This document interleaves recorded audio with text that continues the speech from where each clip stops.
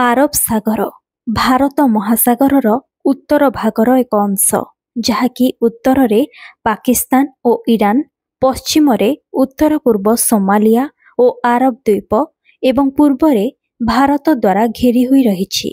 ଏହି ସମୁଦ୍ରର ଐତିହାସିକ ନାମକରଣ ଅନୁସାରେ ଇରିଟ୍ରିଆନ୍ ସାଗର ଏବଂ ଫାରସୀ ସାଗର ନାମରେ ନାମିତ ହୋଇଛି। ଏହି ସାଗରର ସମୁଦାୟ କ୍ଷେତ୍ରଫଳ 38,62,000 କିଲୋମିଟର ଏବଂ ସର୍ବାଧିକ ଗଭୀରତା 4,652 ମିଟର। ଦକ୍ଷିଣ ପଶ୍ଚିମ ଦିଗରେ ଆଡେନ୍ ଉପସାଗର ଆରବ ସାଗର ଦେଇ ଲାଲ ସମୁଦ୍ର ସହିତ ଯୋଡ଼ି ହୋଇ ରହିଛି। ମୁମ୍ବାଇର ଜବାହରଲାଲ ନେହେରୁ ବନ୍ଦର, କରାଚି ବନ୍ଦର ଓ ପାକିସ୍ତାନର ଗ୍ୱାଦାର ବନ୍ଦର ଏବଂ ଓମାନର ସାଲାଲା ବନ୍ଦର ଭଳି ପ୍ରମୁଖ ସାମୁଦ୍ରିକ ବନ୍ଦରମାନ ଆରବ ସାଗର ଅନ୍ତର୍ଭୁକ୍ତ ହୋଇ ରହିଛି। ତେବେ ଏହି ଆରବ ସାଗରରେ ଅନ୍ୟାନ୍ୟ ଜରୁରୀ ବନ୍ଦରଗୁଡ଼ିକ ହେଲା କାଣ୍ଡଲା ବନ୍ଦର ଏବଂ ଗୋଆର ମୋର୍ମୁଗାଓ ବନ୍ଦର। ଆରବ ସାଗର ମଧ୍ୟରେ ଥିବା ପ୍ରମୁଖ ଦ୍ୱୀପମାନେ ହେଲେ ୟେମେନର ସୋକୋତ୍ରା, ଓମାନର ମାଶିରାହ ଦ୍ୱୀପ, ପାକିସ୍ତାନର ଅସ୍ଥଳ ଦ୍ୱୀପ ଏବଂ ଭାରତର ଆନ୍ଦ୍ରୁତ। ଭୌଗୋଳିକ ଅବସ୍ଥିତିକୁ ଦେଖିଲେ ଆରବ ସାଗରର ଉପରିଭାଗର କ୍ଷେତ୍ରଫଳ ପାଖାପାଖି 38,62,000 କିଲୋମିଟର ରହିଥିବା ବେଳେ ସମୁଦ୍ରର ସର୍ବାଧିକ ଚଉଡ଼ା ପାଖାପାଖି 2,400 କିଲୋମିଟର ରହିଛି ଏବଂ ସର୍ବାଧିକ ଗଭୀରତା 4,652 ମିଟର ରହିଛି। ଆରବ ସାଗରରେ ମିଶୁଥିବା ନଦୀମାନଙ୍କ ମଧ୍ୟରେ ବଡ଼ ନଦୀ ହେଉଛି ସିନ୍ଧୁ ନଦୀ।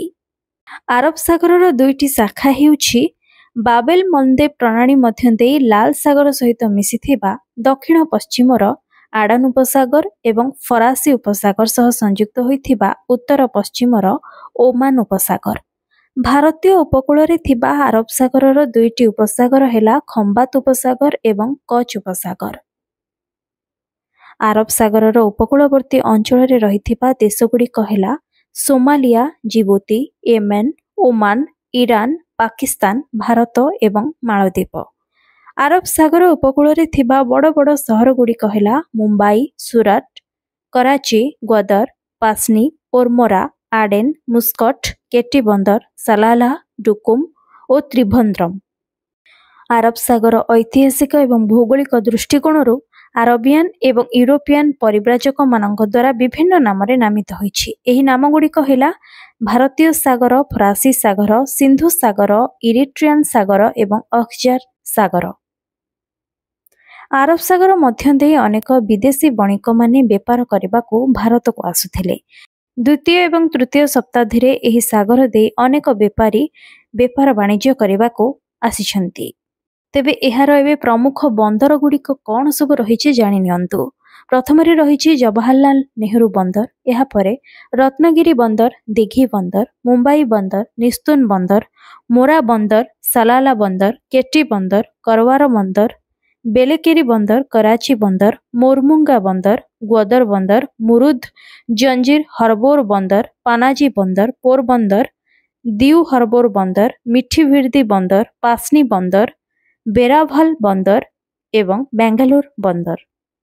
ଏବେ ଜାଣନ୍ତୁ ଆରବ ସାଗର ମଧ୍ୟରେ ଅନ୍ତର୍ଭୁକ୍ତ ଥିବା ଦ୍ୱୀପ ଗୁଡ଼ିକ କ'ଣ? ସେସବୁ ହେଉଛି ଅସ୍ତୁଲା ଦ୍ୱୀପ, ବାସଭରାଜ ଦୁର୍ଗା ଦ୍ୱୀପ, ପିରୋତନ ଦ୍ୱୀପ, ସୋକତ୍ର, ଜଲଜଲା କୋହ ଦ୍ୱୀପ ଏବଂ ମସେର ଦ୍ୱୀପ। ତେବେ ଆରବ ସାଗରକୁ ନେଇଥିବା ଆଜିର ଏହି ଇନଫର୍ମେସନଟି ଆପଣଙ୍କୁ କିଭଳି ଲାଗିଲା ମୋତେ କମେଣ୍ଟ ମାଧ୍ୟମରେ ନିହାତି ଜଣାଇବେ। ଯଦି ଏହି ଭିଡ଼ିଓଟି ଆପଣଙ୍କୁ ଭଲ ଲାଗିଛି ତେବେ ଏହାକୁ ଲାଇକ୍ କରନ୍ତୁ ଏବଂ ଖୁବ୍ ମାତ୍ରାରେ ସେୟାର ମଧ୍ୟ କରନ୍ତୁ। ଆମ ଦେଶ ଦୁନିଆ ସହ ଜଡ଼ିତ ଏଭଳି ଅନେକ ଇନଫର୍ମେଟିଭ୍ ଭିଡ଼ିଓ ଯଦି ଆପଣ ଦେଖିବାକୁ ଚାହୁଁଛନ୍ତି ତାହେଲେ ଆଜି ମୋ ଚ୍ୟାନେଲକୁ ସବସ୍କ୍ରାଇବ୍ କରନ୍ତୁ।